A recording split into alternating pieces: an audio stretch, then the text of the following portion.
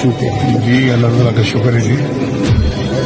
میں نے تو معاملات کو اللہ پہ چھوڑا تھا, اللہ تعالیٰ نے آج سرخرو کیا. یزید کو بھی لگتا تھا کہ وہ سرخرو ہو گیا, کیونکہ عدالتیں اس وقت بھی کام کر رہی تھی, قاضی بھی موجود تھے. ابھی احمد تو سرخرو نہیں ہوا. کبھی آئینے کے سامنے جا کے نا اپنے آپ سے سوال کرنا, 3 بار کا وزیر اعظم, جو 3 بار وزیر اعظم رہ چکا ہے, وہ کونسلر کی سیٹ نہیں جیت سکتا. لاہور سے لے کر ایون فیلڈر تمہارے چور چور کے چرچے ہیں. 3 سال تم وہاں پہ رہے ہو, 3 سال میں ایک دن ایسا نہیں تھا جب تیرے گھر کے باہر چور چور کے نعرے نہ لگے ہوں. تو سرخرو ہو گیا.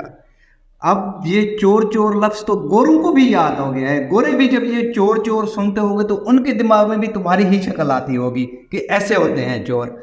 تمہارے چوری کے, تمہارے کرپشن کے چرچے پاکستان میں نہیں پوری دنیا میں مشہور ہے, اور تو کہتا ہے میں سرخرو ہو گیا.